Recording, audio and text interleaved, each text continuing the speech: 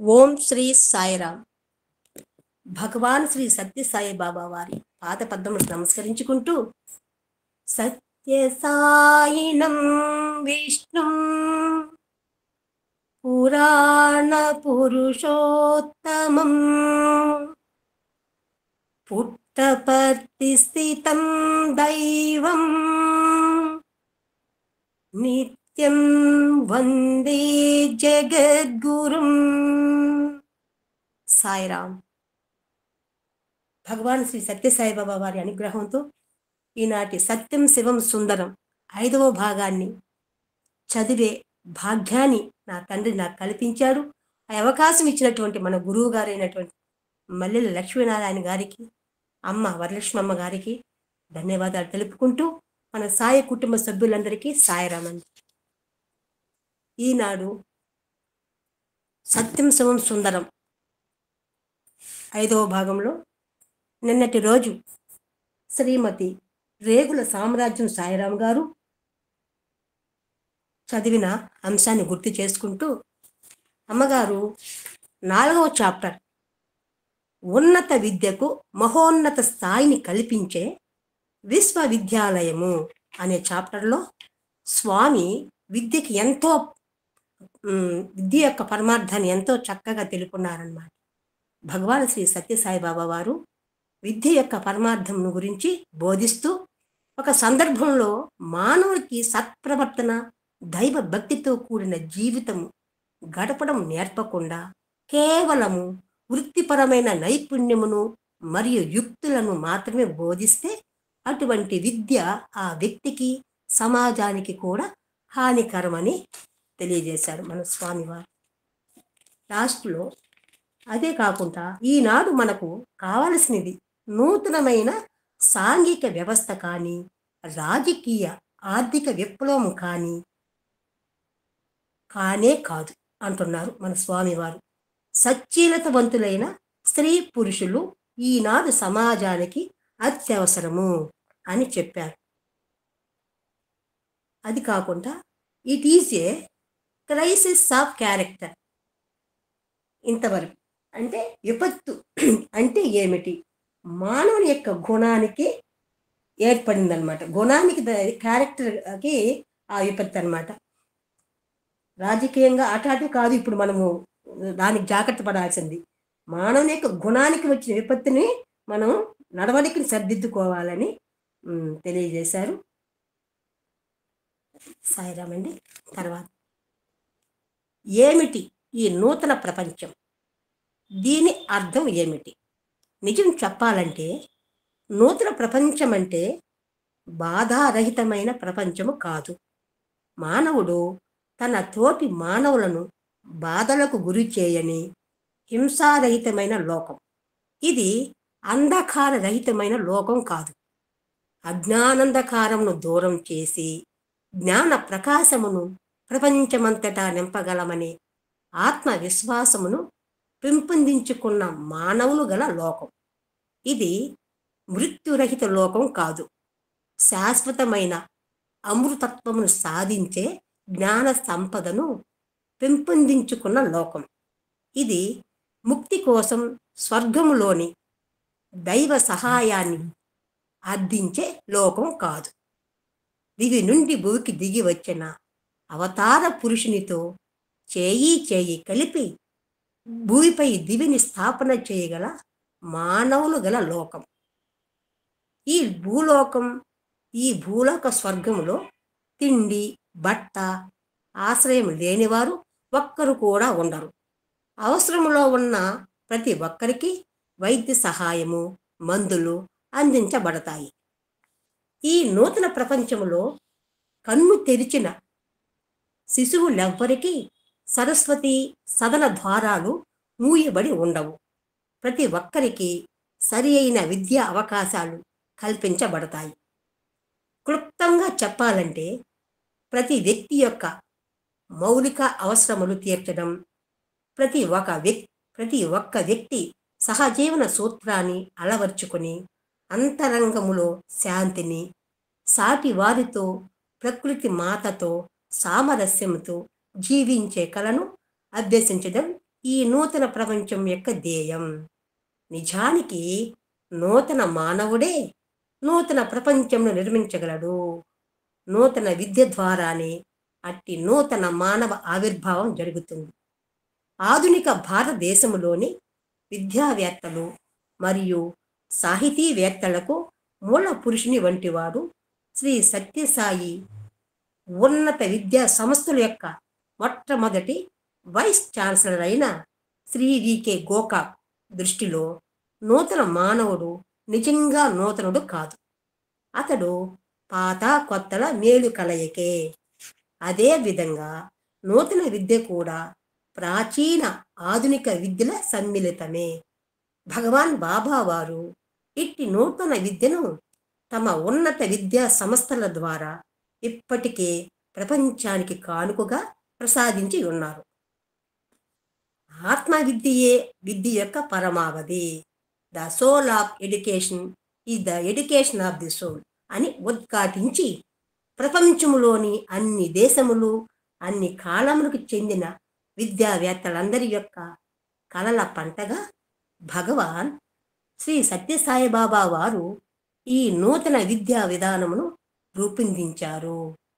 ఆధునిక యుగంలో అత్యంత వాస్తవిక దృక్పథం గల చింతనాపరుడు, తత్వవేత్త అయిన శ్రీ ఈఎఫ్ షూమాచర్ సూక్ష్మమే సౌందర్య భరితం అనే తన రచనలో నేటి విద్యా విషయక సమస్యలు, ఈ యుగమును పట్టి పీడిస్తున్న తీవ్ర సమస్యల యొక్క ప్రతిబింబాలు అని వ్యాఖ్యానించాడు. ప్రస్తుతం మనమందరం ఆధ్యాత్మిక చింతన విముఖత అనే వ్యాధితో బాధపడుతున్నాం. కనుక దీని నివారణ కూడా ఆధ్యాత్మికత నుండే రావాలి. విస్తృతంగా ప్రబలి ఉన్న ఈ వైఖరి ఇలాగే కొనసాగినట్లయితే విద్య అనే మహత్తర శక్తి మానవుని ఉద్ధరణకు కాక ప్రపంచం యొక్క వినాశనమునకు కారణమవుతుంది. భగవాన్ బాబా వారు ఆధునిక ప్రపంచానికి ప్రసాదించిన నూతన విద్యా విధానము లౌకిక ఆధ్యాత్మిక విద్యల నవ్య భవ్య సమ్మేళనాత్మకమైనది. ఇది భగవాన్ బాబా వారు నెలకొల్పిన స్కూళ్ళు, కాలేజీలలో బోధించబడుచున్న శ్రీ సత్యసాయి సమగ్ర విద్యా విధానముపై ఆధారపడి ఉన్నది. స్వామి ప్రవేశపెట్టిన ఈ నూతన విద్యా విధానము లక్ష్య సాధనలో ఆదర్శవంతము, సిద్ధాంత రీత్యా ఆచరణ యోగ్యము మరియు దేశకాల పరిస్థితులకు అనుకూలము అయిన విధానము. మానవుని వ్యక్తిత్వములో అతి ముఖ్యమైన అంశములకు శారీరక, మానసిక, ఆధ్యాత్మిక శక్తుల వికాసమునకు దోహదం చేసే సమగ్రమైన విద్యను బోధించి స్త్రీ పురుషులను పరిపూర్ణ వ్యక్తులుగా తీర్చిదిద్దడమే ఈ విద్యా విధానం యొక్క ధ్యేయము. ఈ వినూత్న విద్యా విధానమునకు పునాదులుగా పేర్కొనదగిన సిద్ధాంతముల వివరణ భగవాన్ బాబావారి దివ్య లేఖిని నుండి వెలువడిన విద్యావాహినిలో పొందుపరచబడినది. ఈ చాప్టర్లో స్వామి ఈ పిల్లల భవిష్యత్తు గురించి, ఇప్పుడు ఉండే జనరేషన్లో ఈ చదువులు, డబ్బు పరంగా ఎన్నో కాలేజీలు కానీ, స్కూళ్ళు కానీ, కాన్వెంట్లు కానీ ఒక ఎల్కేజీకే లక్షలు పెడుతున్నారు సాయిరా. ఫీజులు తీసుకుంటున్నారే కానీ వాళ్ళకి మానవతా విలువలతో కూడుకునే విద్యను బోధించడం లేదు ఈ యొక్క ప్రైవేట్ స్కూళ్ళల్లో. స్వామికి బాధేసి ఆయన ఎంతో బాధపడ్డారు. ఈ ఘోర నేరాలన్నీ చూడలేక, ఎంత డబ్బైనా పర్లేదు, పిల్లలే మనకు భవిష్యత్తుకి, రాబోయే తరానికి ఈ పిల్లలే కదా, వాళ్ళని ఇంటి నుంచే మనం సంస్కరించాలి, వాళ్ళ క్యారెక్టర్ మనకు బాగా ఉండాలి, ఆ నడవడిక నేర్పించాలి, వాళ్ళకి చక్కటి నడవడిక నేర్పించి మంచిగా తీర్చిదిద్దాలని స్వామి ఆ పిల్లల కోసము మన కోసము ఈ విద్యా సంస్థలు స్థాపించి ఎంతోమంది విద్యార్థులు, ఎంత అదృష్టవంతులు ఆ స్వామి స్కూళ్ళలో చదివే పిల్లలు కానీ, ఆ స్టూడెంట్స్ కానీ ఆ పూర్వజన్మ సుకృతం ఉంటే కానీ ఆ బిడ్డలకు ఆ అవకాశం వచ్చి ఉండదు. కాబట్టి అంత చక్కగా బోధించారనమాట. ఆయన బాధ చూడలేక బిడ్డల కోసం స్థాపించిన విద్య ఇది ఎక్కడా దొరకదు, మన సాయి సంస్థలోనే ఉంటుందన్నమాట. వారి యొక్క నవ్య భవ్య సన్నిహితమైనవన్నమాట కాలేజీలు, ఆ స్కూళ్ళల్లో బోధించే ఆ యొక్క విద్య కూడా ఎక్కడా ఉండదు. ఎక్కడా ఉండదనమాట. ఎన్ని కోట్లు ఇచ్చినా కూడా దొరకదు. అంత చక్కగా వాళ్ళు తీర్చిదిద్దుతారనమాట. భగవాను శ్రీ సత్యసాయి బాబా వారు ప్రప్రథమంగా నెలకొల్పిన ఉన్నత విద్యా సంస్థ 1968వ సంవత్సరంలో అనంతపురంలో స్థాపించబడిన శ్రీ సత్యసాయి మహిళా కళాశాల. రెండవది 1969వ సంవత్సరంలో బృందావనంలో నెలకొల్పబడిన బాలుర కళాశాల. విద్యార్థులు ఉపాధ్యాయులతో కలిసి నివసించే ఈ రెసిడెన్షియల్ కళాశాలలో ప్రాచీన గురుకులములు ఆధునిక పద్ధతులలో పరిసరాలలో తిరిగి ప్రత్యక్షము కావడం మనం చూడగలము. పరిసరాలలో తిరిగి ప్రత్యక్షము కావడం మనం చూడగలము. భగవాన్ బాబా వారు నెలకొల్పిన ఈ ఆధునిక గురుకులములలో విద్యాబోధన పూర్తిగా ఉచితంగా జరగాలనే మౌలిక సూత్రము చాలా ఖచ్చితంగా పాటించబడుతుంది. విద్యారంగంలో కూడా వ్యాపార ధోరణి విస్తరిస్తున్న ప్రస్తుత తరుణములో ప్రాథమిక స్థాయి నుండి పోస్ట్ గ్రాడ్యుయేట్ స్థాయి వరకు పూర్తిగా ఉచిత విద్య గడపడం ఒక అద్భుత విషయం. భగవాన్ శ్రీ సత్యసాయి బాబా వారి ప్రత్యక్ష పర్యవేక్షణలో ఈ విద్యా సంస్థలు ఆ చిరకాలములోనే ఉన్నత విద్యారంగంలో శీల నిర్మాణం అనే ప్రక్రియలో గొప్ప పేరు పొందాయి. 1979వ సంవత్సరంలో ప్రశాంతి నిలయం అంటే పుట్టపర్తిలో పురుషుల కళాశాల స్థాపించబడింది. ఈ 3 కళాశాలలో 1968వ సంవత్సరంలో అనంతపురంలో ఒకటి, 1969వ సంవత్సరంలో బృందావనంలో ఒకటి, 1979వ సంవత్సరంలో ప్రశాంతి నిలయం పుట్టపర్తిలో ఒకటి. ఈ 3 కళాశాలలలో ఆంధ్రప్రదేశ్లోని 2 కళాశాలలు శ్రీ వెంకటేశ్వర విశ్వవిద్యాలయంకు, కర్ణాటక రాష్ట్రంలోని బృందావనం అంటే బెంగళూరు కళాశాల బెంగళూరు విశ్వవిద్యాలయానికి అనుబంధంగా ఉండేవి. అప్పట్లో ఈ 3 కళాశాలలు శ్రీ వెంకటేశ్వర విశ్వవిద్యాలయానికి, బెంగళూరు కళాశాల ఆ విశ్వవిద్యాలయానికి అనుబంధంగా ఉండేది ఈ 3 కళాశాలలు. ప్రశాంతి నిలయంలో బాలుర కళాశాల నెలకొల్పి సంవత్సరం తిరగకుండానే అక్కడ ఈ 3 కళాశాలలు కలిపి ఒక స్వయం ప్రతిపత్తి గల విశ్వవిద్యాలయముగా రూపొందించాలని భగవాన్ తన సంకల్పమును వెల్లడించినప్పుడు ఆయనకు అత్యంత సన్నిహితులైన అనుయాయులు కూడా ఇది సంభవమా అని ఆశ్చర్యచకితులైనారు. అంటే ఈ అనుసంధానం అనేది లేకుండా ఈ 3 కాలేజీలు కలిపి మనము స్వయం ప్రపత్తి అంటే మన సొంతంగానే మన ఇదిగా ఉండాలి అని స్వామి అనుకున్నప్పుడు వాళ్ళు ఆశ్చర్యపోయారంట. ఇది మనకు సంభవమా? ఎందుకు ఆశ్చర్యపోయారు వాళ్ళు? ఆ రోజుల్లో స్వయం ప్రతిపత్తి గల కళాశాలల సంఖ్యే చాలా తక్కువ. 2 దశాబ్దాల క్రితం స్థాపించబడి పీజీ కోర్సులు నిర్వహిస్తున్న కళాశాలలకు కూడా స్వయం ప్రతిపత్తి లభించలేదు. పైగా అప్పట్లో ప్రశాంతి నిలయము మరియు బృందావనంలోని కాలేజీలలో అండర్ గ్రాడ్యుయేట్ కోర్సులు మాత్రమే నడుపబడేవి.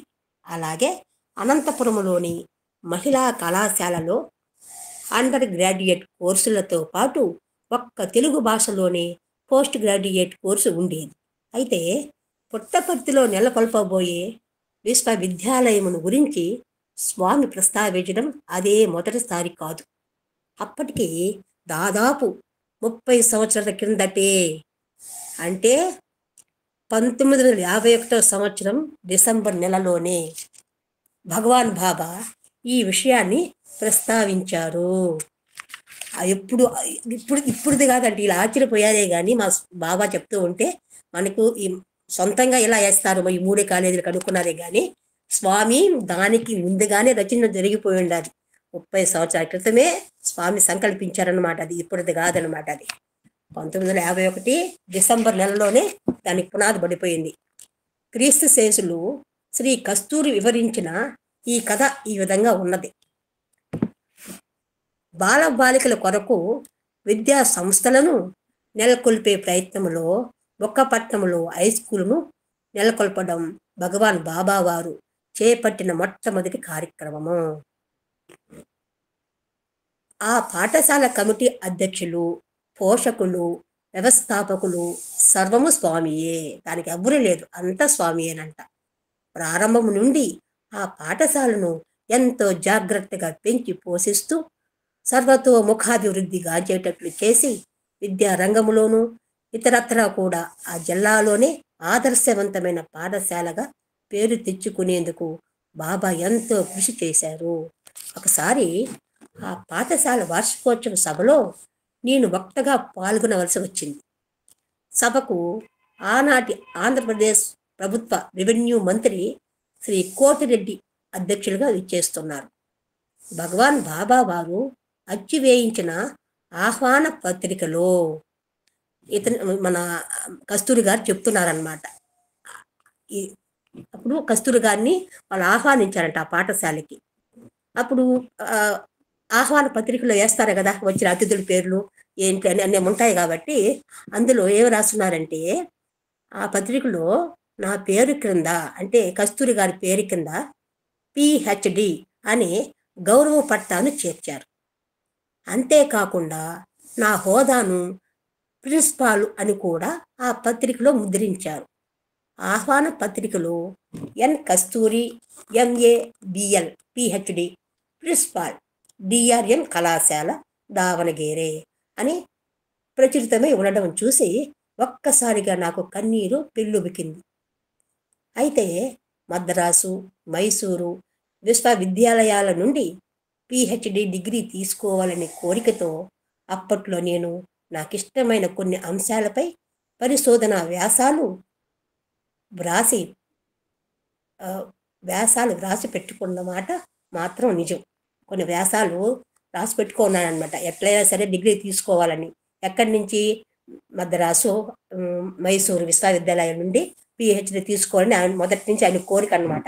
అందుకని ముందుగానే కొన్ని వ్యాసాలన్నీ తయారు చేసి పెట్టుకున్నారు. అది మాత్రం నిజమే. కానీ అవన్నీ అసంపూర్ణంగానే మిగిలిపోయాయి. అంటే పూర్తి కాలేదన్నమాట. రాసుకున్నాడే కానీ అది పూర్తి చేయలేదు, అది మధ్యలోనే ఆగిపోయాయి. పిహెచ్డి డిగ్రీ కొరకు నేను చేసిన ప్రయత్నాలన్నీ విఫలమైనాయి. ఆ కార్డు తీసుకుని స్వామి పాదాలపై పడి, స్వామి, నేను పిహెచ్డి చేయలేదు, నాకు ఆ అర్హత లేదు అని నిజం వెల్లడించాను. బాబా నవ్వుతూ నా వీపు తట్టి, కాదు, నువ్వు పిహెచ్డివే అన్నారు. అక్కడే ఉన్న నా పాత మిత్రుడు శ్రీ కేశవ్ విఠల్ మధ్యలో అందుకుని, స్వామి, ఏ విశ్వవిద్యాలయం నుండి అని అడిగాడు. పిహెచ్డి అన్నారు కదా, ఎక్కడి నుంచి తీసుకున్నారు, ఏ విశ్వవిద్యాలయం నుండి అని అడిగారు. అప్పుడు స్వామి అతని వైపు తిరిగి చూసి, పుట్టపర్తి విశ్వవిద్యాలయం నుండి అన్నారు. అంటే పుట్టపర్తిలో విశ్వవిద్యాలయం స్థాపించే సంకల్పము అప్పటికే ఆయన బృహత్తర ప్రణాళికలో ఉన్నది. 30 సంవత్సరాల క్రితమే అతను రాసి అనుకునేస్తున్నారనమాట. అప్పట్లోనే ఉండిపోయింది అది. అలాంటి ఇది ఆ ప్రణాళిక అనేది స్వామి ఇంక అనుకుంటే ఇంకా ఆగుతుందా? అలాగే జరిగిపోయింది.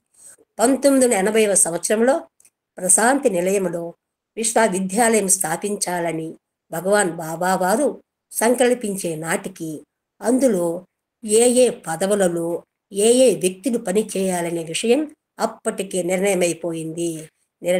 నిర్ణయమై స్వామి దివ్య సంకల్పంన నెరవేర్చేందుకు సమర్థులైన వ్యక్తులు తయారుగా ఉన్నారు. అప్పటికే ఎవరెవరు ఏ పని చేయాలి, ఎవరెవరు ఏ పోస్టులో ఉండాలనేది రెడీ అయిపోయింది. సమర్థవంతులైన వ్యక్తులు అనమాట. హేమ చక్కటిగా స్వామి కన్నుసన్నులు ఆయన ఆ యొక్క ఇదిలో నడుచుకునేదానికి రెడీగా ఉన్నారు. భగవాన్ శ్రీ సత్యసాయిబాబా వారి ధర్మ సంస్థాపనోద్యమ ప్రస్థానంలో విశ్వవిద్యాలయ స్థాపన ఒక ముఖ్యమైన మైలురాయి. ఎన్నో ధర్మ సంస్థాపనోద్యమాలు తలపెట్టినప్పుడు ముఖ్యమైనది ఏంటి? ఈ విశ్వవిద్యాలయ స్థాపన. ఆధునిక యుగంలో శాస్త్ర సాంకేతిక రంగాలలో ప్రగతికి అత్యంత ఆవశ్యకమైన ఇన్ఫర్మేషన్ టెక్నాలజీకి ముఖ్య ఉపకరణమైన కంప్యూటర్ విద్యను సనాతనమైన భారతీయ సంస్కృతిని బోధించే కల్చర్ విద్యతో మేళవించి ఆధ్యాత్మిక నైతిక విలువలను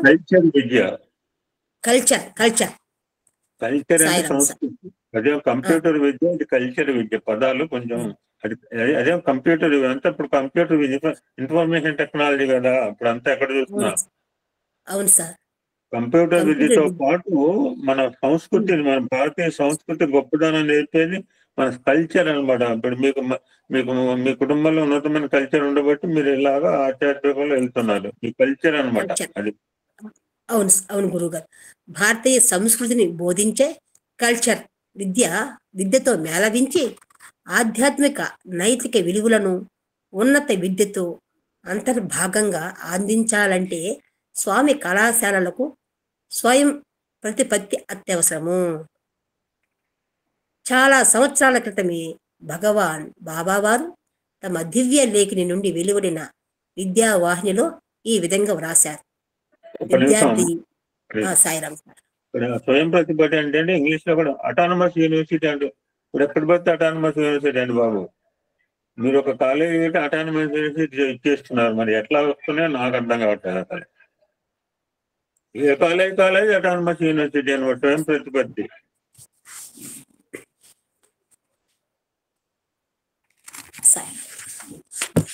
విద్యార్థి పరిపూర్ణమైన ఆనందమును, జీవిత సాఫల్యంను పొందాలంటే 2 విధములైన పరిజ్ఞానములలో ప్రావీణ్యత సంపాదించాలి.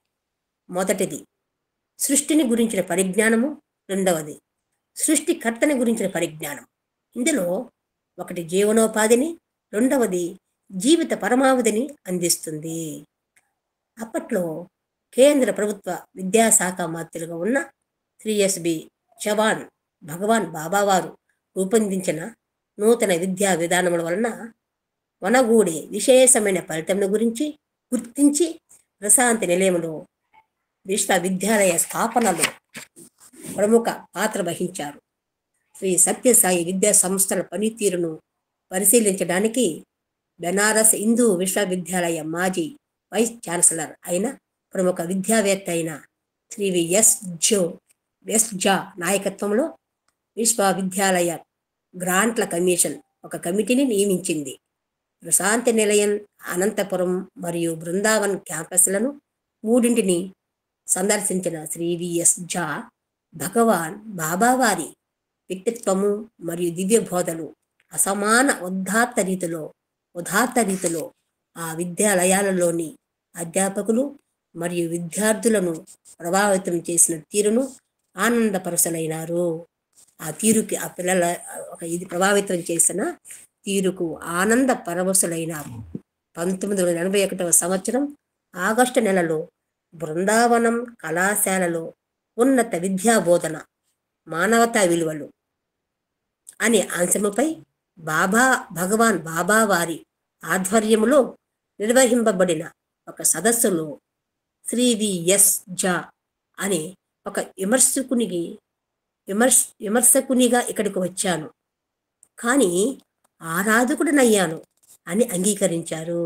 ఆయనే ఒప్పుకున్నారంట. ఒక విమర్శించాలని ఇక్కడికి వచ్చాను నేను, కానీ స్వామికి ఆయన ఆరాధించే వ్యక్తినయ్యానని అంగీకరించారు. తన ప్రసంగాన్ని కొనసాగిస్తూ ఉన్నత విద్యా బోధనలో మానవతా విలువలను గురించిన అవగాహనము పెంపొందించడంలో ఎదురవుతున్న సమస్యలను బాబావారి విద్యా సంస్థలు సమర్థవంతంగా పరిష్కరించగలుగుతున్నాయి.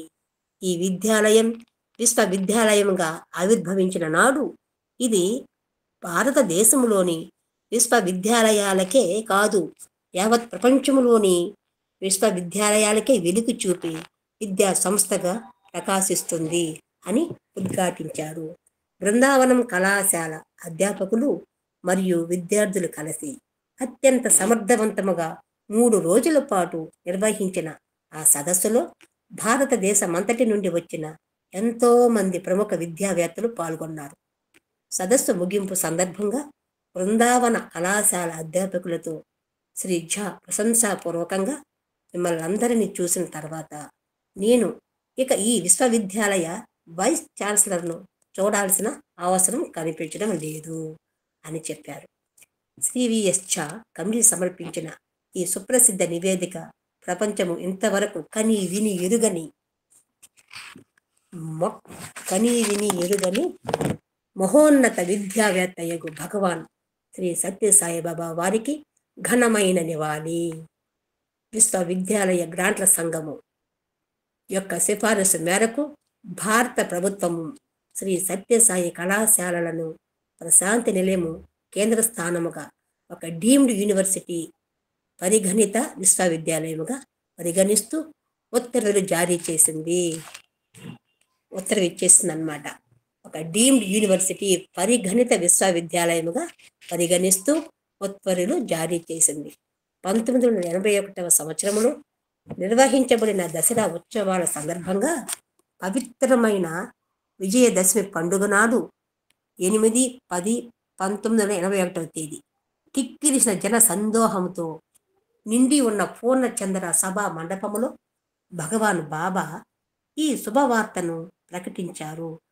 అదే రోజున ప్రశాంతి మందిరానికి దక్షిణ దిగ్భాగములో ఉన్న కొండ మీద విశ్వవిద్యాలయ పరిపాలన భవన నిర్మాణమునకు భూమి పూజ జరిగింది.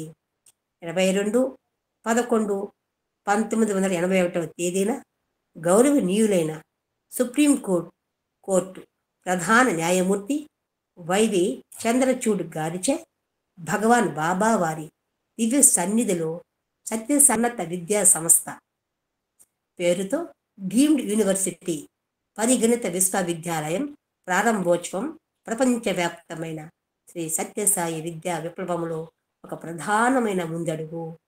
భగవాన్ శ్రీ సత్యసాయి బాబా వారు ఈ విశ్వవిద్యాలయానికి కులపతిగా ఉండడానికి అంగీకరిస్తూ శుభాశీస్సులను అందించారు. తరువాత వైస్ ఛాన్సలరు శ్రీ గోకాక్ ఒక సందర్భంలో విద్యార్థులతో మాట్లాడుతూ సాక్షాత్తు ఆ జగత్పతిని మీ విశ్వవిద్యాలయానికి కులపతిగా పొందిన మీరెంతటి భాగ్యశాలురు అని వర్ణించారన్నమాట. ఈ శ్రీ సత్యసాయి విశ్వవిద్యాలయ ప్రారంభోత్సవ సమారోహంలో స్వామి అనుగ్రహ భాషణం చేస్తూ సిద్ధాంతపరంగా నిజమైన విద్య అంటే ఏమిటి, ఆ సిద్ధాంతములను ఏ విధంగా ఆచరణలో పెట్టాలి అనే విషయాన్ని గురించి వివరించారు. ఆ సందర్భంగా భగవాన్ తమ దివ్యోపన్యాసంలో ఈనాడు శ్రీ సత్యసాయి విశ్వవిద్యాలయ ప్రారంభ శుభదినం. ఈ రోజున విద్య అనే మొక్కను నాటాము. ఈ విద్యా వృక్షమునకు విద్యార్థులు వ్రేళ్ల వంటి వారు. ఈ వృక్షము శాఖోపశాఖలుగా విస్తరించి ఫల పుష్పాదులతో నిండి జగత్తునకు శాంతి భద్రతలను అందిస్తుంది. అలా జరగాలంటే వృక్షానికి దృఢమైన వ్రేళ్ల వలె విద్యార్థులు దృఢ సంకల్పంతో కృషి చేయాలి. కానీ నాకు తెలుసు వేళ్లకు నీరు అందించాలని. ఆ పని నాది. విద్యార్థులే నా సర్వస్వం. శ్రీ సత్యసాయి యొక్క ప్రాపర్టీ ఏమిటి అనే ప్రశ్నకు సమాధానంగా అనేక మంది అబ్బో ఇన్ని బిల్డింగ్లున్నాయి, ఇన్ని భూములున్నాయి అని చెప్తుంటారు. ఇవన్నీ వట్టి మాటలే. నా ప్రాపర్టీ అంతా నా పిల్లలే. అదే నా జవాబు.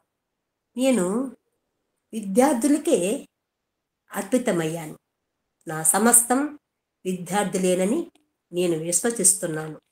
విద్యార్థులు, అధ్యాపకులే ఈ విశ్వవిద్యాలయం యొక్క అత్యంత విలువైన ఆస్తి. వారు మాత్రమే ఈ సంస్థను ఆదర్శ విశ్వవిద్యాలయముగా తీర్చిదిద్దగలరు. ఈ విశ్వవిద్యాలయములో లౌకిక విద్యలతో పాటు ఆధ్యాత్మిక, నైతిక, ధార్మిక విలువల ఆచరణాత్మక బోధన కూడా జరుగుతుంది. విద్యార్థులలో చిత్తశుద్ధి, సత్యనిరతి, దైవభక్తి, క్రమశిక్షణ, అంకిత భావంతో కూడిన కర్తవ్య పాలన మొదలగు సద్గుణములను పెంచి పోషించుట ఈ విశ్వవిద్యాలయము లక్ష్యము అని ఉద్ఘాటించారు. తేదీ 22-11-1981 భగవాన్ బాబా వారిచే ఆయన జన్మదినోత్సవానికి ముందు రోజున ప్రారంభింపబడిన ఈ డీమ్డ్ యూనివర్సిటీ జాతి యొక్క పునరుజ్జీవనోద్యమ సమయంలో భారతీయ ఆధ్యాత్మిక ఆకాశములో ధృవతారులుగా వెలిగిన స్వామి దయానంద సరస్వతి, వివేకానంద, శ్రీ అరవింద యోగి మహాత్మా గాంధీ మరియు విశ్వకవి రవీంద్రనాథ ఠాగూర్ వంటి మహాపురుషుల కళల పంట డీమ్డ్ యూనివర్సిటీగా ఆవిర్భవించింది. ఇది కాపు. సాయి భగవాన్ శ్రీ సత్యసాయిబాబా వారి అనుగ్రహంతో, మా గురువు గారి ఆశీర్వాదంతో ఈనాటి ఈ గంధపట్నం చదివే భాగ్యం నాకు కలిగింది. అందరికీ సాయిరాం సార్, ధన్యవాదాలు.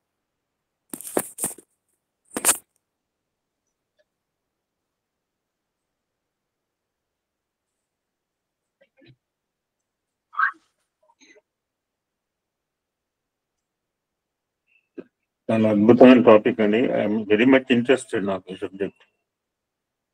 మిమ్మల్ని ఆనందపరచాలి మీకు ఇచ్చాను. యాక్చువల్గా నాకు నేను చెప్తే చాలా ఆనందం. I should have enjoyed more. I don't want to touch the subject. ఒక్క మాట అమ్మా, కొన్ని మాటలు ఎలా ఉంటాయంటే మనం గట్టిగా రిపీట్ చేయాలి. మనందరికీ ఒక రోగం పట్టింది, ఆధ్యాత్మిక చింతన విముఖత. రాసుకోవాలి పదం. This is the disease. ఇప్పుడు మొత్తం అందరికి లోకానికి పట్టింది ఆధ్యాత్మిక చింతన విముఖత. అదేంటంటే మేము రోజు వస్తున్నాం అంటే ఎంతమంది వస్తున్నాం? 60 మంది వస్తున్నాం. ఈ ఆధ్యాత్మిక చింతన విముఖత అనే వ్యాధితో బాధపడుతూనే ఉన్నారు స్వామి ప్రస్తుతం మనం అందరం. అంటే నాకు లేదంటే హ్యాపీ. దీని మరి మంది ఎక్కడుంది? అందులో మాటలో ఉంది, ఆధ్యాత్మిక మందే ఉంది. మందు కూడా, నివారణ కూడా, మందు కూడా అందులో ఉంది. అటువంటి ఆధ్యాత్మిక విద్యని అందించాలనే తాపత్రయంతో స్వామి ఎన్నో విషయాలు చెప్పింది. ఆమె డోంట్ వాంట్, నేను టచ్ చేయదలుచుకోలేదు. స్వామికి సాధ్యం కాని ఉంటుందండి. ఆయన పనులు ఆ యొక్క మన మన సార్ ఎవరో చెప్తుంటారు, ఒక వేద పాఠశాల మొదటి విద్యార్థి ఎవరండి ఆ అబ్బాయి? ఆయన పేరు మన సత్సంగాలు కూడా చెప్పాడు 1-2 సార్లు. భరద్వాజ్ మాస్టర్ గారు. భరద్వాజ్ మాస్టర్ ఇది ఫస్ట్ స్టూడెంట్. అప్పుడే చెప్పారు స్వామి. స్వామి స్టార్ట్ చేసి ఫస్ట్ వేద పాఠశాల, తర్వాత మహిళా కళాశాల. 68, 69, పుట్టబర్తులు 79. సో వేద పాఠశాల స్టార్ట్ చేసినప్పుడే స్వామికి తెలుసు ఇప్పుడు ఒక యూనివర్సిటీ ఎట్లా వస్తుందండి. పక్కనే ఎస్వి యూనివర్సిటీ ఉంది, కన్నడ యూనివర్సిటీ ఉంది. ఇవి మన లెక్కలండి. ఆయన యూజీసీ ఒక కమిషనర్. నేను టోటల్ అపోనెంట్ గా వచ్చాను, టోటల్ గా భగవాన్ సరెండర్ అయిపోయాను అన్న. సంస్థలో భక్తులు గుడికి వచ్చారనుకోండి, మనం భక్తులు చూసిన తర్వాత మీ కన్వీనియన్స్ చూడక్కర్లేదండి అని అనొచ్చు. మన భక్తుల యొక్క ప్రవర్తన బట్టి. అదే మాట అన్నాడు. ఆ పిల్లలన్నా చూసిన తర్వాత నేను I don't want, there is no necessity to see your vice chancellor అన్నాడు ఆయన, ఆ మహనీయుడు. ఆయన అన్నమాట కేవలము భారతదేశంలోని యూనివర్సిటీ కాదు, ప్రపంచంలో ఎన్నో విశ్వవిద్యాలయాలు ఉన్నాయి. అందరూ కూడా పరిగెట్టుకుని అక్కడ పరిగెత్తున్నారు. ఆ పప్పులు ఉడకు ఏదో పరిగెత్తారేమో, ఇప్పుడు అడ్డుకట్ట ఎత్తున్నాడు. ఇక్కడ ఏదో లేవు, అక్కడ పరిగెత్తున్నారు, ఏదో ఆర్చుకుందాం తీర్చుకుందాం అని చెప్పి. అటువంటి ప్రపంచంలోని అన్ని విశ్వవిద్యాలయాలకు తలమానికమైన యూనివర్సిటీ సత్యసాయి విశ్వవిద్యాలయం అండి. I think tomorrow also will continue the topic. అద్భుతమైన అంశము. ఇందాక నేను ఒక మాట అక్కడ చెప్తాను. అటువంటి అంశాన్ని మనం ప్రస్తావించాను. మరి ఎంతమంది కంటే ఒక 1500 మందికి 2000 మందికి అవకాశం ఉంటుంది. మాట కూడా అదర్ చిల్డ్రన్ అంటే మనకి ఒక బాల వికాస్ సేవగా ఇవ్వటం జరిగింది. నేను చూస్తుంటానండి, తెల్లవారుజామున 5ంటికి పిల్లవాళ్ళు లేపి కర్రలు పట్టుకుని కరాటేకి తీసుకెళ్తారు. కాళ్ళకి చక్రాల బండి తగిలిచ్చి స్కేటింగ్ తీసుకెళ్తారు తెల్లవారుజామున. వాడి నిద్రమబ్బులో తీసుకుపోతారు. కర్ర చేతికిచ్చి కరాటే తీసుకెళ్తారు. కాళ్ళకి చక్రాలు పెట్టి అక్కడ తీసుకెళ్తారు. మరి బాల వికాస్ రమ్మంటే రారండి. బహుశా అన్ని చోట్ల ఉండొచ్చు, మీ దగ్గర కూడా ఉండొచ్చు. భారతదేశంలో ఎంతమంది పిల్లలు ఉన్నారు, ఎంతమంది బాల వికాస్ పిల్లలు ఉన్నారు మనకు తెలిసిందే. అంటే తాపత్రయం అనమాట, అందరూ వస్తే బాగుండని చెప్పి. ఎంతమంది రావాలో ఆయన స్వామికి తెలుస్తుంది. మా గారు convener ఉంటుంటాడు, Kothagudem convener.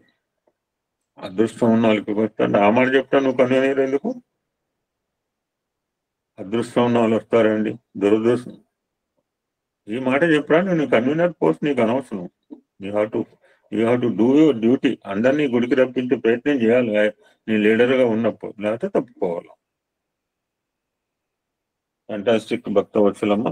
Subject difficulty, not easy. అందుకనే ఆపమన్నా.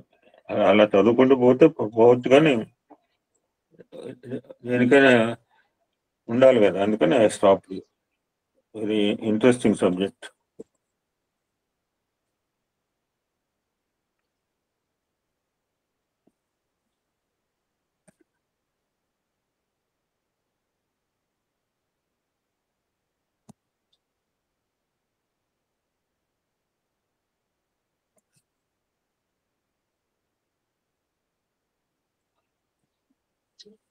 So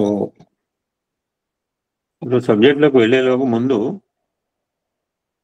first will see the importance of this today, then we go for మహనీయులు సమయాన్ని బట్టి. మనకి గీతా శ్లోకం ఉన్నది, యదా యదా హి ధర్మస్య గ్లానిర్భవతి భారత అభిడానం అధర్మస్య తదాత్మానం సృజన్. దిస్ ఇస్ ద గీతా శ్లోకం. గీతా ప్రామిస్ అండ్ కమిట్మెంట్, వాగ్దానం. శ్లోకం అనుకోవద్దు, it's an commitment by the god, it's an promise by the god, it's an pledge by the god. భగవంతుని పెట్టిన, భగవంతుని అభయం. ఆ విధంగా ఈ లోకాలను కాపాడటానికి శ్రీహరి అనేక అవతారాలను తీసుకోవడం జరిగింది. అందులో మొదటిది మత్స్య అవతారం. ఎందుకు రావాలి అంటే రుద్రం చెప్పింది, మత్స్యంలో కూడా ఉన్న చైతన్యం అది. కూర్మంగా ఎందుకు రావాలి, వరాహంగా ఎందుకు రావాలి? మనకు వరాహం అంటే నిజంగా రుద్రం చెప్పారు. బండరాయిలో బెస్ట్ రాయి సాలగ్రామం. బండరాయిలో ఉన్న చైతన్యము మనలో ఉన్న చైతన్యం ఒకటే అని గుర్తించాలి అని ఇప్పుడు 6వ అనువాకం చెప్తుంది. వాళ్ళు డ్యూయల్సే. అది రాయి, మనం మనిషి. రాయి కావచ్చు, సాలగ్రామాన్ని పూజిస్తారు. మన తీసుకుపోయి అక్కడ ఆ పీఠం మీద పెట్టి పూజిస్తారా? మన పీఠం మీద పెట్టి మనకు పూజించరు కదా, పూజిస్తారు. మనం కూడా అలానే ఉంటే సాలగ్రామం లాగా. అందులో ఫస్ట్ అవతారము సైంటిఫిక్ గా కూడా చెప్పుకుంటే Charles Darwin theory of evolution. Evolution ఎలా అవుతుంది? వెంటనే మనిషిగా రాలా, ఎంతో పరిణామం చెందితే ఏకకణ జీవి అమీబా. ఐ స్టడీడ్ బిఎస్సిలో, ఇంటర్మీడియట్లో చదువుకున్నా. అమీబా ఏకకణ జీవి, సింగిల్ సెల్. మన శరీరంలో 190 సెల్స్ ఉంటాయి. రోజు కొన్ని పోతుంటే కొన్ని పుడుతూ ఉంటాయి. అలా పోవాలి, పుట్టాలి కొత్తవి. అటువంటి ఫస్ట్ అవతారం వచ్చిన రోజు ఈ రోజు. వైవస్వతుడు అని ఒక అతను ఉండేవాడు. అతడు సూర్యుడు కొడుకు. తర్వాత ఈ బికమ్ మనువు అయ్యాడు. ఆయన వైవస్వత మన్వంతరే, వైవస్వతుడు మనువు అయ్యాడు. ఆ మనువు కాకముందు ఆయన పేరు సత్యవ్రతుడు. నేను పురాణంలో చాలా బాగా చూశానండి, చాలా బాగా చూపించాడు ఈ సన్నివేశం. హిందీ ఛానల్లో చూశాను. ఆ ద్రవిడ దేశాన్ని ధర్మంగా పాలించేవాడు సత్యవ్రతుడు. తన రాజ్యాన్ని, సంపదల్ని కొడుకులకు అప్పచెప్పేసి మలయ పర్వతంపై చాలా కాలం తపస్సు చేశాడు. చాలా బాగా తీశాడు ఈ సీను. ఆ సత్యవర్తుడి యొక్క తపస్సుకు మెచ్చి బ్రహ్మ ప్రత్యక్షమై, ప్రళయకాలం వస్తుంది, ప్రళయకాలం this black hole and white hole లిమ్లీ అయితే అంతా బయటకు వచ్చింది. మళ్ళీ ఏదో సందర్భంలో అనుకుంటాడు భగవంతుడు, మొత్తాన్ని తనలో కలుపుకోవాలనుకున్నప్పుడు మళ్ళీ హెచ్చరికలు చేస్తున్నారు. జపాన్కి పెద్ద భూకంపం వస్తుంది, భారతదేశం కూడా. నేను మళ్ళీ జపాన్లో భూకంపం, నేను వీళ్ళు ప్రిడిక్షన్ చేశారు, ఆల్రెడీ వచ్చింది. పెద్ద సునామీ వస్తుంది. సో ఎప్పుడో అనుకుంటాడు మొత్తం లోపలికి వెళ్ళిపోతుంది, ఎలాగ బయటకు వచ్చిందో అలా ఇట్ విల్ గో ఇన్సైడ్. మళ్ళీ ఎప్పుడే బయటకు వచ్చే అవకాశం ఉంటుంది. ఆ యొక్క నత్త గుల్లలు చూడండి, శరీరం బయటకు వస్తే మళ్ళీ లోపలి తీసుకుంటుంది. లోపల దాచుకుంటుంది కాస్త, మళ్ళీ కాస్త బయటకు వస్తుంది. చాలా నత్తలు మొలస్కా అంటారు అనమాట. ఈ నత్తలన్నిటిని కూడా మొలస్కా జాతి. దాని తర్వాత పక్షి జాతి రెప్టైల్స్ అన్నమాట. అంటే ఈ మొసళ్ళు ఇవన్నీ. తర్వాత ఏవ్స్ బర్డ్స్ తర్వాత మ్యామల్స్. మనం మెమేలియన్స్ అంటారు మనుషులు కూడా, మెమేలియన్. అటువంటి ప్రళయకాలం వస్తుంది. అటువంటి సమయంలో ఈ ప్రాణులందరినీ రక్షించే శక్తిని నీకు అనుగ్రహిస్తున్నాను అన్నట్టు బ్రహ్మదేవుడు సత్యవతుడికి.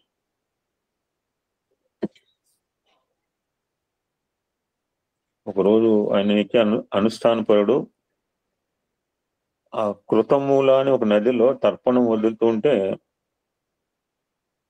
ఆ సత్యవతుడి దోసిట్లో ఒక చేప పడుతుంది.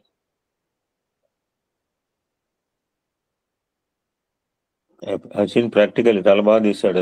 ఒకటి రెండు ఎపిసోడ్లు తీశాడు దీని మీద, మత్స్యావతారం మీద. దాన్ని మళ్ళీ నీటిలో వదిలిపెడతాడు.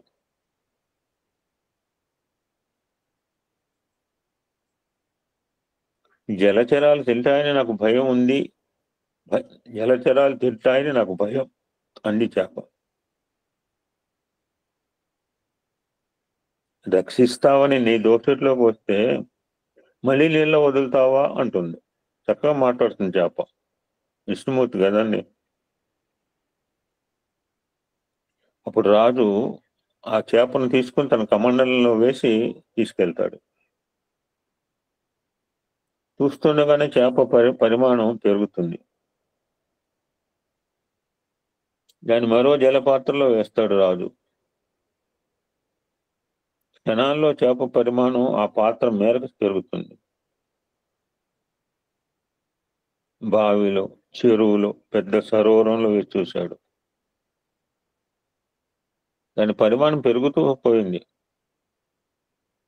చివరికి సముద్రంలో వదిలాడు. కడలినంతా ఆక్రమిస్తూ చేప పెరిగిపోయింది. ఆ మాయ అంతుబట్టగా ఎవరు నీవు అని అడుగుతాడు రాజు. అప్పుడు ఆ మీనము, నేను విష్ణుమూర్తిని. ఇవాళకి 7వ రోజున ప్రళయం ముంచుకొస్తుంది. ముల్లోకాలు నీటిలో మునిగిపోతాయి.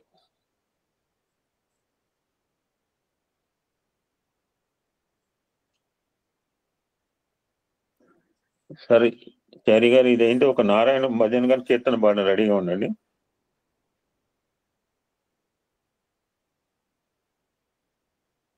ఏడో రోజున ప్రళయం ముంచుకొస్తుంది. ముల్లోకాలు నీటిలో మునిగిపోతాయి.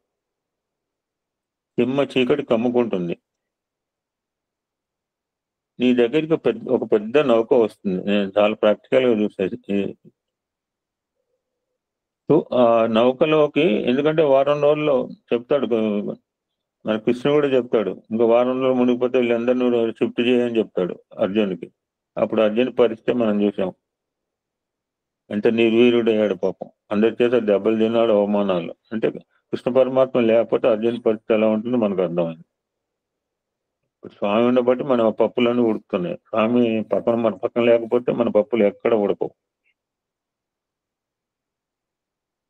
సూక్ష్మ శరీరాలతో సమస్త ప్రాణులను, సమస్త ఔషధులను, సమస్త ఋషులతో ఆ పడవను ఆశ్రయించు. ఎంత అదృష్టం చూడండి సత్యపుత్రుడు. నేను మత్స్య రూపంలో వస్తాను. ఒక మహాసర్పం కనిపిస్తుంది. దాన్ని తాడుగా చేసి నావను నా కొమ్ముకు బంధించు, నేను రక్షిస్తాను అని అంటాడు.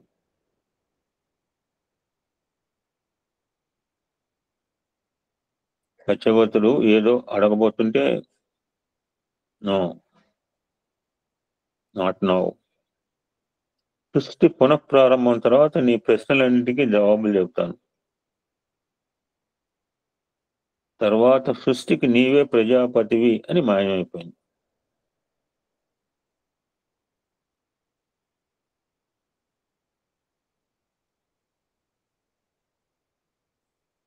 తర్వాత 7 రోజులకు విష్ణుమూర్తి మత్స్య రూపధారిగా వారిని రక్షిస్తాడు.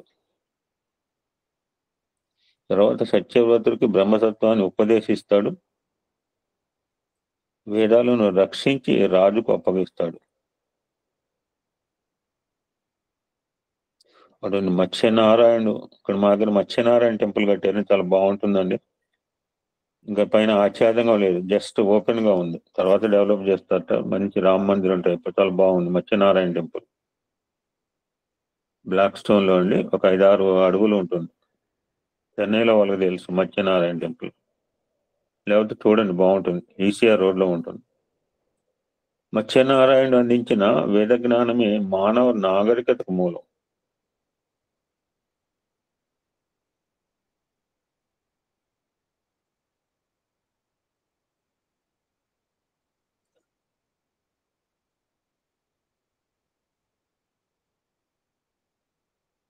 వేదోద్ధార విచారమతే సోమక దానవ సంహారణి మీనాకార శరీర నమో భక్తంతే పరిపాలయం.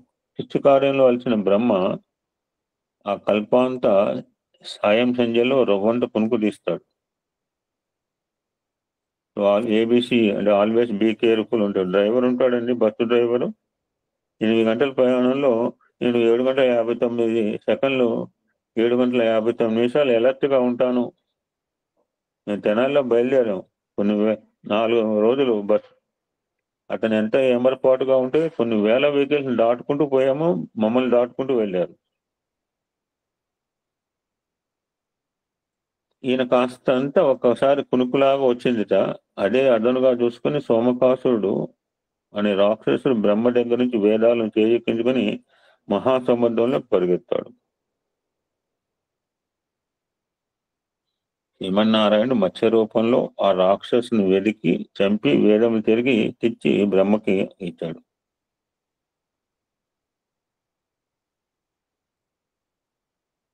మత్స్యనారాయణుడు తన అవతారంలో సమాజ హితానికి అభివృద్ధికి మూల కందాలైన, ఇందాకన్నారు ఇప్పుడు స్వామి ఇన్స్టిట్యూట్ కి రూట్స్ ఎవరంటే విద్యార్థులు. అది నీళ్ళు చెట్టు పెరగాలంటే రూట్లకు పోయాలా, కాండానికి పోస్తే ఉపయోగం ఏంది? సమాజ హితానికి అభివృద్ధికి మూల కందాలైన వేద విజ్ఞానం భరత జాతికి అందేలా అనుగ్రహించాడన్నది పురాణ కథల సారం. ఈరోజు చైత్ర శుద్ధ తదియ నాడు మహావిష్ణువు మత్స్యావతారం ధరించిన రోజు. From that day onwards today Matsya Jayanti జరపడం ఆనవాయితీగా వస్తుంది. What is the message of మత్స్యావతారం అంటే సూక్ష్మంగా అజ్ఞానపు తెరలు తొలగించుకొని లోపలికి వెళ్ళిన కొద్దీ మనకు అత్యంత ఆవశ్యకమైన ఉపయుక్తమైన జ్ఞానం అనేది సొంతమవుతుంది.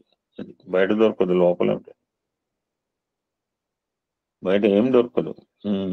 అంతరిక్షంలో పోయినా దొరకదు, సముద్రం లోపల పోయినా దొరకదు. మన లోపలికి మనం చూసుకోవాలి. ఎంత బాగా చెప్పాడు చూడండి. ద ఎసెన్స్ ఆఫ్ ది మత్స్యావతారం అజ్ఞానపు తెరలు తొలగించుకొని లోపలికి వెళ్ళిన కొద్దీ మనకు అత్యంత ఆవశ్యకమైన ఉపయుక్తమైన జ్ఞానం అనేది సొంతమవుతుంది. సో ఈ విషయాన్ని మనం ఆకలింపు చేసుకుని మానవాళి అజ్ఞానపు తిమిరాన్ని తొలగించుకొని విజ్ఞానపు దివ్యలు వెలిగించుకోవాలి. బాగా రాశాడు ఎవరో.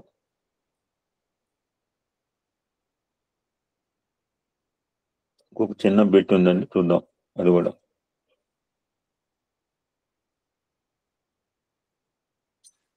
శ్రీ మహావిష్ణువు యొక్క మొదటి అవతారం మత్స్య అవతారం. ఇందాక మనం అనుకున్నాం, మహావిష్ణువు చాలా అవతారాలు ధరించారు ధర్మ రక్షణ కోసం. అందులో ముఖ్యంగా మనం ప్రస్ఫుటంగా చెప్పేది దశావతారాలు. నాట్ ఓన్లీ విష్ణు, శివ అవతారాలు కూడా ఉన్నాయి, అమ్మవారి అవతారాలు కూడా ఉంటాయి. ఇక్కడ మాట బాగా చెప్పాడు, భగవంతుని దశావతారాలు సృష్టి పరిణామాన్ని అది చెప్పగానే చెప్పాడు చార్లెస్ డార్విన్. అలాగనే ఎందుకు రావాలి, డైరెక్ట్ గా మంచిగా రావచ్చు. ఫస్ట్ ఏమో అలా కుదరదు. ఫస్ట్ అంటే మత్స్యం అనమాట, నీళ్ళలో ఉంటుంది, బయట ఉంటుంది, ఉభయచరం అంటారు. కప్పలు ఇవన్నీ కూడా భగవంతుడు దశావతారాలు సృష్టి పరిణామాన్ని వ్యక్తం చేసే సంకేతాలుగా గ్రహించిన ఆధునికులు మొదటిదైన మత్స్యావతారాన్ని ఎక్కడి నుంచి వచ్చింది? భూమి నీళ్ళలోంచి వచ్చింది. మొదటిదైన మత్స్యావతారాన్ని జల ఆవిర్భావానికి సూచనగా చెప్తుంటారు. సో బ్రహ్మకు ఒక పగలు అంటే 1000 మహాయుగాలు గడిస్తే ఆయన సృష్టిని ఆపి నిద్రకు ఉపక్రమిస్తాట. అప్పుడు ఈ సృష్టి అంతా ప్రళయం వచ్చి నాశనం అవుతుందంటారు. దీన్ని నైమిత్తిక ప్రళయంగా కూడా చెప్తుంటారు. ఈ ప్రళయ స్థితిలో 1000 మహాయుగాలు గడిచాక బ్రహ్మ మరలా యథాపూర్వకంగా సృష్టిని ఆరంభిస్తాడంటారు. దిస్ ఈజ్ కాల్ కల్పం. ఇప్పుడు మనం శ్వేత వరాహ కల్పే వైవస్వత మన్వంతరేలో ఉన్నాం. సో అలాగా ఒక పుణుకు తీశాడు, మళ్ళా he want to restart creation. సృష్టించామంటే ఆయనకు ఆధారంగా వేదాలు అవసరం, బేస్. వేదపరంగా సృష్టి చేస్తాడు ఆయన. కనపడలేదు. సో సంబడి థెఫ్ట్ అనుకోండి నిద్రపోయిన టైంలో. ఆ పరమేశ్వరి నిద్రావస్థలో ఉన్నప్పుడు సోమకాసుడు 4 వేదాలను అపహరించి మహాసముద్ర గర్భంలోకి వెళ్ళిపోయాడు. ఇప్పుడు బ్రహ్మ ఏం చేస్తాడు? శ్రీమన్నారాయణ ధ్యానించగా ఆయన మత్స్య రూపంలో జలనిధిని అన్వేషించి సోమకుడితో పోరాడి రాక్షసుని కడుపు చీల్చి వేదాలను దక్షిణ ఆవర్త శంఖాన్ని తీసుకుని, మనం కూడా ఈ మధ్య ఒక శంఖం బొమ్మ పెట్టాను, మీకు చూసే ఉంటారు. దక్షిణ ఆవర్త శంఖం ఈ మధ్య కాలంలోనే. ఒక శంఖంలో చాలా శంఖాలు ఉంటాయి. అది ఆ దక్షిణావర్త శంఖాన్ని తీసుకుని బ్రహ్మ వద్దకు వచ్చాడు. శంఖాన్ని తాను గ్రహించాడు. శిథిలమైన వేద భాగాలను పూరించమని బ్రహ్మను ఆజ్ఞాపించాడు. ఇది మత్స్యావతారం. ఇది లాజికల్ గా బయటకు కనపడేది. సూక్ష్మంగా అంతరార్థం ఏంటంటే, వేదాలను అపహరించటము అంటే విజ్ఞాన ప్రకాశాన్ని, తమోగుణ అహంకార శక్తిని తనలో లయం చేయడం అని సంకేతం.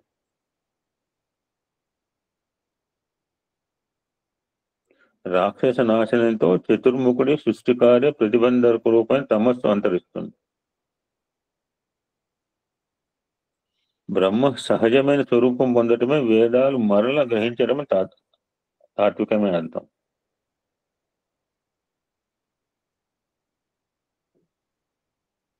ఈ పరబ్రహ్మ చైతన్యాత్మక సర్వవ్యాపకమని, విశ్వంలో కనిపించే తేజమే పరమాత్మ, విశ్వం విష్ణు స్వరూపం. ఆయన లేని జాగా లేదు. దాన్ని గుర్తించడమే, దాన్ని ఐడెంటిఫై. రుద్రం మొత్తం అదే, అంతటా ఉన్నది ఒకటే. తత్వాన్ని అర్థం చేసుకోవాలి, ఆస్వాదించాలి, అనుభవించాలి. నేను చూశానంటే ఎట్లా చూస్తే, ఎంజాయ్ చేస్తే, అనుభవిస్తే తెలుస్తుంది. ఈ నథింగ్ ఎల్స్ ఏం చూసినా పరమాత్మ తప్పే అన్యము లేదు అని స్ఫురణను గ్రహించాలని చెప్తున్నాడు.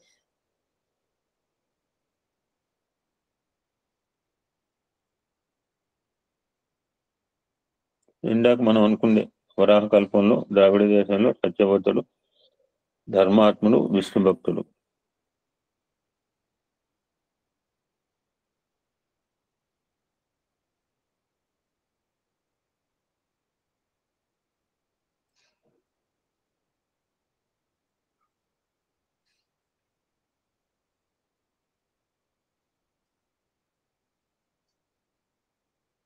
అందాక ఎంతవరకు పెరిగిందంటే శతయోజనం ప్రమాణానికి పెరిగింది ఆ చేప. అప్పుడు ఆయన చెప్పిన మాట అనమాట, ఉచ్చేరఘోష. నేను శ్రీమన్నారాయణని, 7 రోజులు ప్రళయం వస్తుంది, సర్వజీవరాశులు నశించిపోతాయి, ఈ లోకమంతా మహాసాగరం అవుతుంది, కానీ నీ వంటి సత్యవతు నీవు షుడ్ బి అలోన్, నువ్వు ఒక్కడే ఉంటావు. ఒక పెద్ద నౌకను క్రియేట్ చేసి అందులో పునఃసృష్టికి అవసరమైన ఔషధులు, బీజాలు వేసుకుని సిద్ధంగా ఉండవు.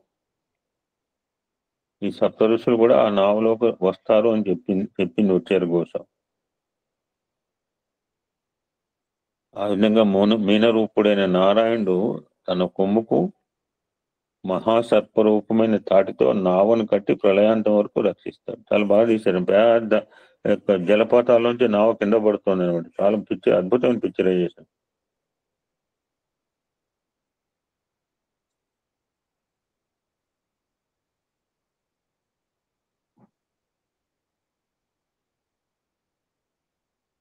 ఆ విధంగా సత్యవ్రతుడు వివస్వతుడైన సూర్యుడికి శ్రద్ధ దేవుడికి వైవస్వతుడు మనుగా ప్రసిద్ధిస్తాడు. ఏం చేయాలంటే ఈరోజు నామస్మరణ చేసుకోవటం, ఆయన తలుచుకోవటం, నారాయణ భజన చేసుకోవటము, విష్ణు సహస్ర పారాయణ చేసుకోవటం కామన్ డైలీ అనమాట. పక్కన మేము దగ్గరలో ఏమంటే నారాయణ టెంపుల్ దర్శించుకోవచ్చు, వైష్ణవ క్షేత్రాలు, అదే దాన ధర్మాలు కూడా చూసుకోవచ్చు. ఇది ఈరోజు ఇంపార్టెన్స్ అండి. యాది గారు ఒక భజన పాడండి, దాన్ని వెల్కమ్. సాయిరామ్ సార్.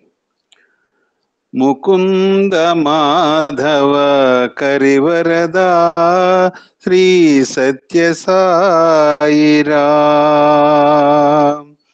ముకుంద మాధవ కరివరదా శ్రీ సత్య సాయిరా. గోవింద కేశవ శ్రీహరి రూప సత్య సాయిరా. గోవింద కేశవ శ్రీహరి రూప సత్య సాయిరా. మత్స్య కూర్మా వరాహ నరహరి దశావతారీరా.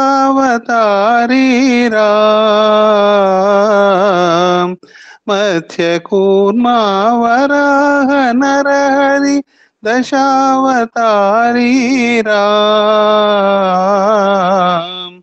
పత్తివాసా పాలయ మాం ప్రభో సత్య సాయిరా.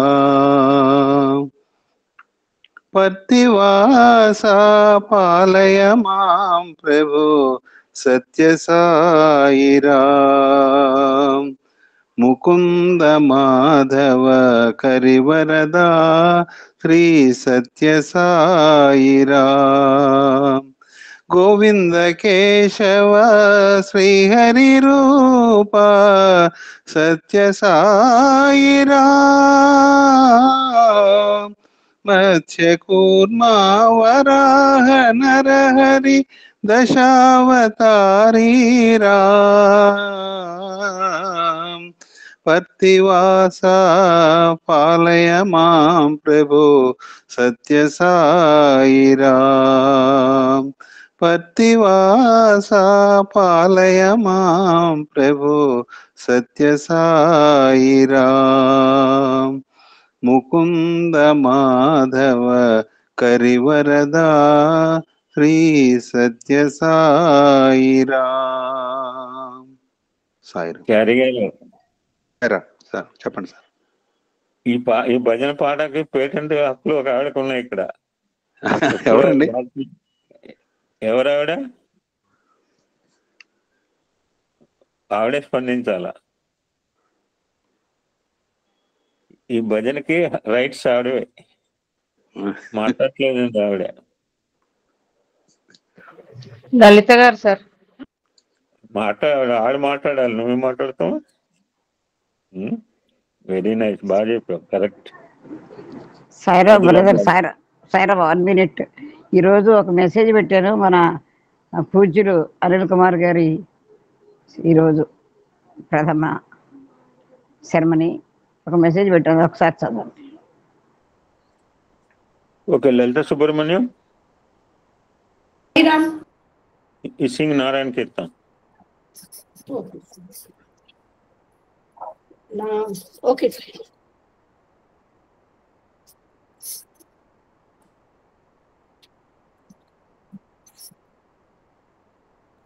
సాయిరామ్.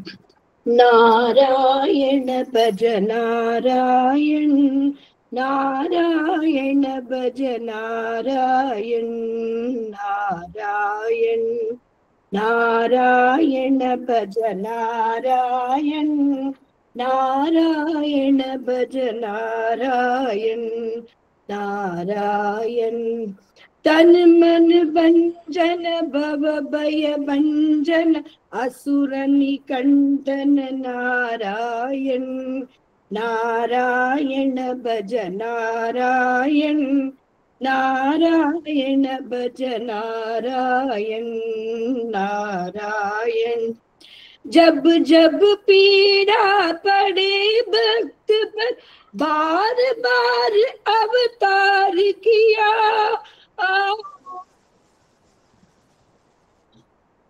जब जब पीड़ा पड़े भक्त पर बार बार अवतार किया।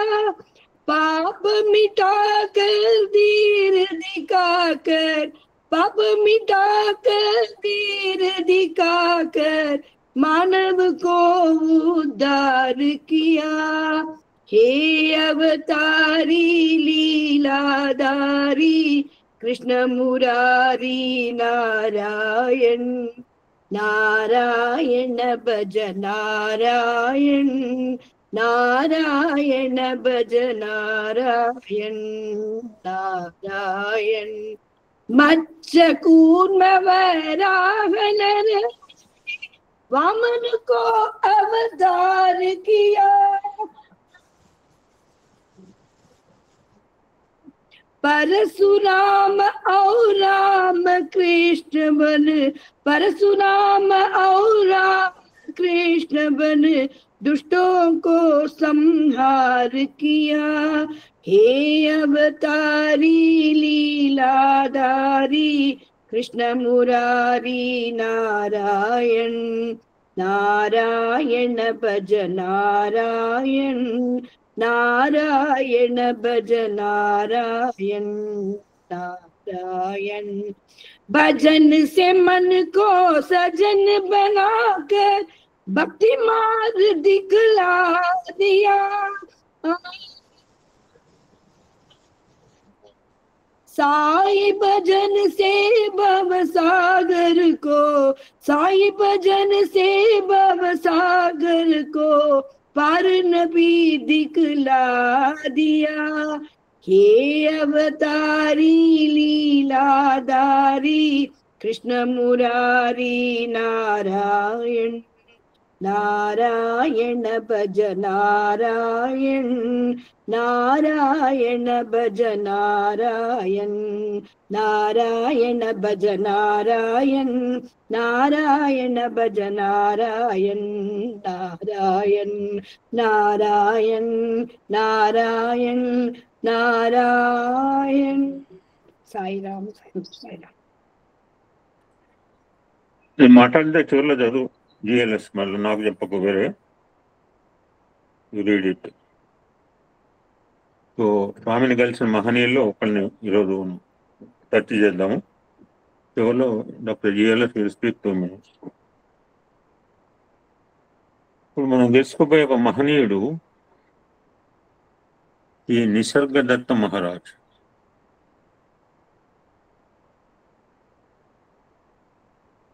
ఈయన కూడా మహారాష్ట్ర నివాసి. 1981 ప్రాంతంలో నివసించిన జ్ఞానమూర్తి నిసర్గదత్త మహారాజ్. ఆయన శిష్యుల్లో ఒకరు ప్రశాంతి నిలయానికి చాలా రెగ్యులర్గా తరచుగా రావటం, స్వామిని దర్శించుకోవటం. He became a devotee of Bhagwan finally.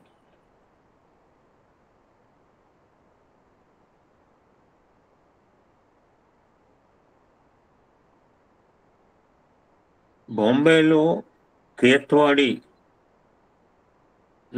లొకేషన్లో ఉంటాడు ఈయన శిష్యుడు. ఒకనాడు తన గురుగారైన నిసర్గదత్త మహారాజు దగ్గరికి వెళ్తూ సేవ చేస్తూ, మహారాజ్ సత్యసాయిబాబా వారు అసలు ఎవరు అని అడిగాడు.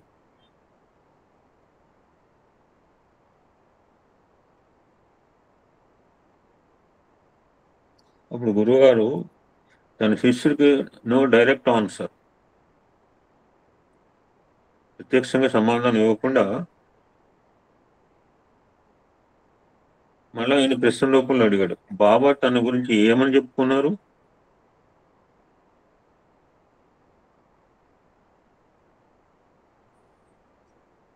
అప్పుడు ఆ శిష్యుడు ఆలోచించి, మహారాజ్, బాబా వారు తాను షిరిడి సాయిబాబా అవతారాన్ని అని తెలిపారు అని అన్నాడు.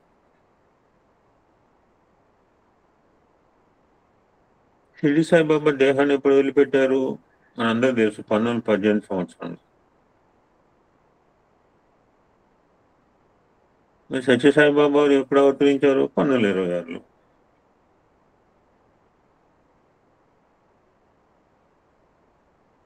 మరి 1918 నుంచి 1926 వరకు ఏదో బాబా ఎక్కడంటే మనం చాలా మంది అడుగుతున్నారు, అతను టైగ్రైట్ కూడా అడిగట, ఎక్కడున్నానంటే తను ఒరిజినల్ ఫామ్ లో ఉన్నాం.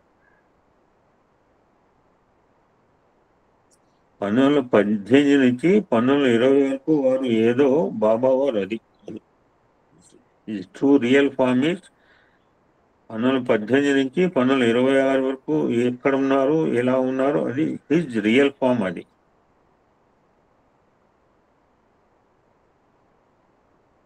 జ్ఞానమూర్తి అయిన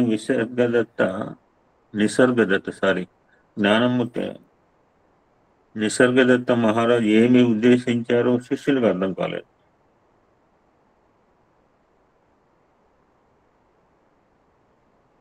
పైగా తాను ఆశించిన సమాధానం కాకపోవడం వల్ల ఆ సమాధానం తనకు సంతృప్తిని ఇవ్వలేదు.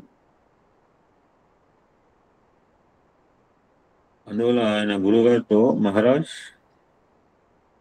బాబాని గురించి మీరు ఏమి చెప్పారో నాకు అర్థం కాలేదు. మనం ఎవరికైనా అర్థమైంది? అందరికీ అర్థం అవ్వాలే ఉంది. 1918 1926 వరకు ఆయన ఎక్కడున్నాడు, ఏ రూపంలో ఉన్నాడు, ఏ ప్రదేశంలో ఉన్నాడు, ఎలా ఉన్నాడు, అది ఆయన యొక్క రియల్ ఫామ్ అంటే ఎంతమంది అర్థం చేసుకుంటారు? అప్పుడు నిసర్గదత్త మహారాజు అంటారు, ఈ సత్యసాయి బాబా వారు పరిపూర్ణ పరబ్రహ్మము. ఎప్పుడైతే తన గురూజీ ఈ మాట అన్నాడో, శిష్య was very happy, extremely happy.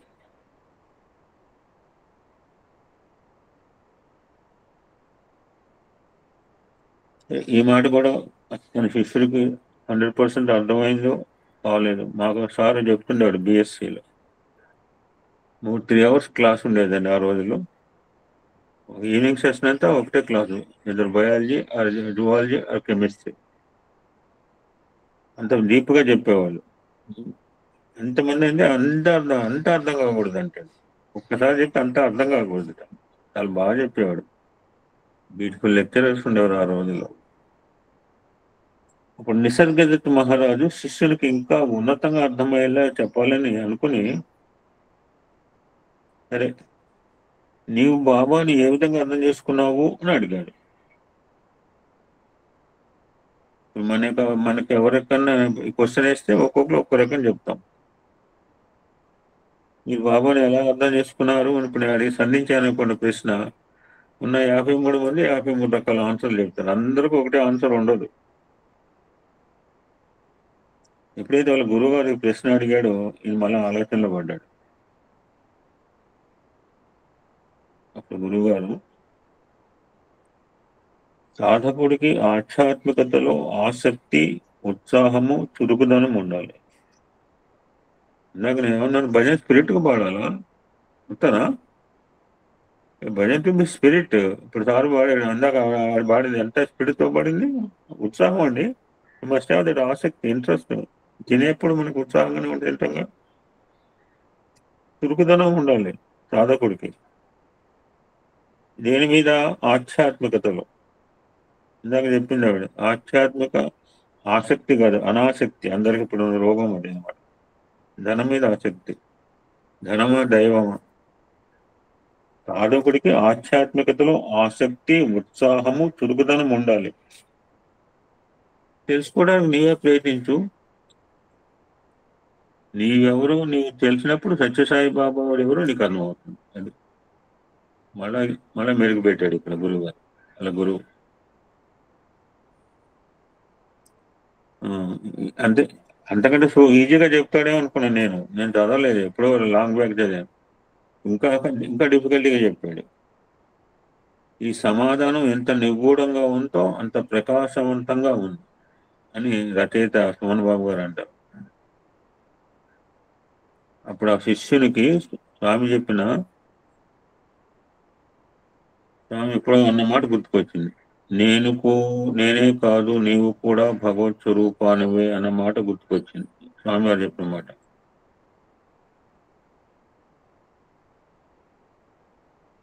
అంతేకాకుండా ఒక సాధకుడు స్వామిని ఒక ప్రశ్న వేస్తాడు, మీరెవరో అర్థం కావటం లేదు స్వామి, ఎట్లా అర్థమవుతారండి మనకి అంటే స్వామి చెప్పిన ఆన్సర్,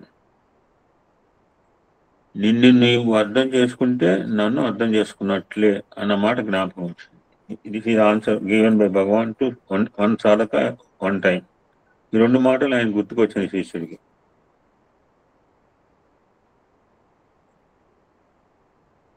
ఫైనల్ గా బాబా మరొకసారి అన్నమాట కూడా గుర్తుపెట్టుకోవాలి. మనకు తెలిసింది ఇందులో తెలియని మాటలు మనకేం లేవు, ఎందుకంటే భిన్న కోణాల్లో తెలుసుకునే ప్రయత్నం చేస్తున్నాం. అందులో బాబా ఇంకో సందర్భం నాకు తెలుసు నీకు తెలియదు, అది ఈ మాట కూడా మనం చాలాసార్లు అనుకో.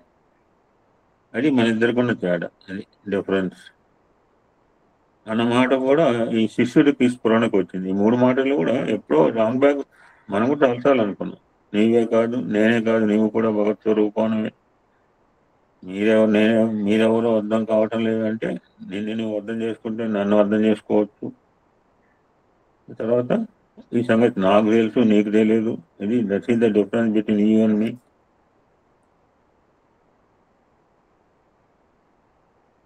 ఇంకాస్త లోపలికి పోతూ మరొక పర్యాయం భగవాన్ బాబా అన్న మాట ఎన్ని వరుసగా గుర్తుకొస్తున్నాయి. ఉన్నది ఒకటే, రెండవది లేనే లేదు.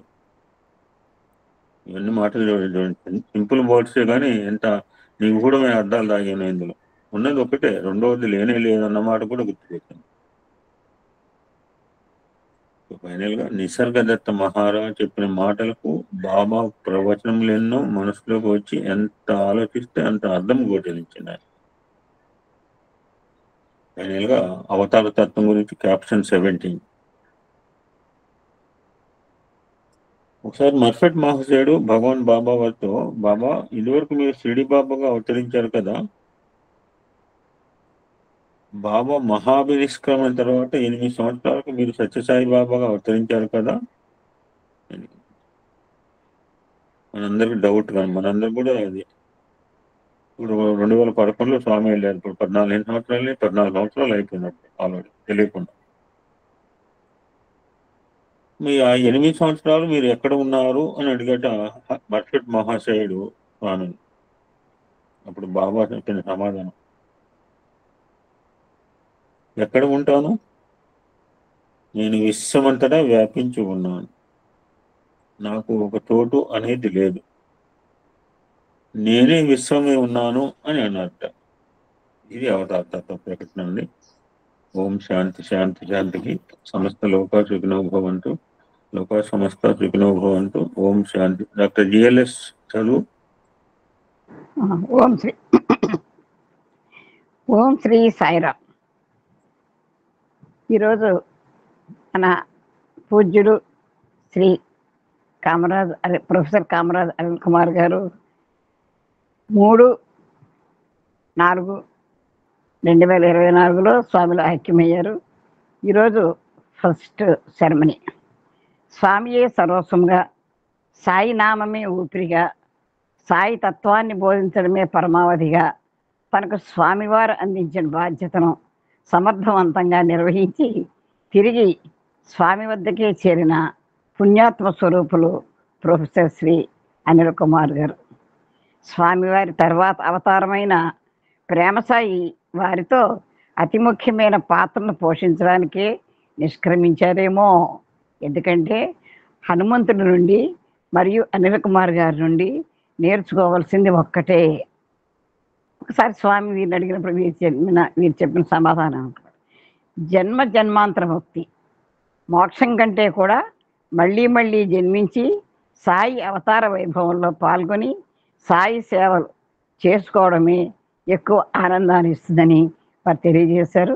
అటువంటి పుణ్యాత్ములు, పుణ్యజీవులు, మనందరికీ సన్నిహితులు, గురువులైనటువంటి ప్రొఫెసర్ శ్రీ కామరాజ్ అరవింద్ కుమార్ గారు ఈరోజు ప్రథమ సెరమనీ సందర్భంగా ఒక 2 మాటలు వారి గురించి చర్చించుకోవడం జరిగింది. వారిని ఈరోజు కాదు, ప్రతిరోజు మనం గుర్తుపెట్టుకోవాలని మన సోదరులు తెలియజేశారు. ఈ అవకాశం ఇచ్చిన మన శ్రీ సోదరులు లక్ష్మీనారాయణ గారికి హృదయపూర్వక నమస్కారం తెలియజేసుకుంటూ జై సాయిరామ్.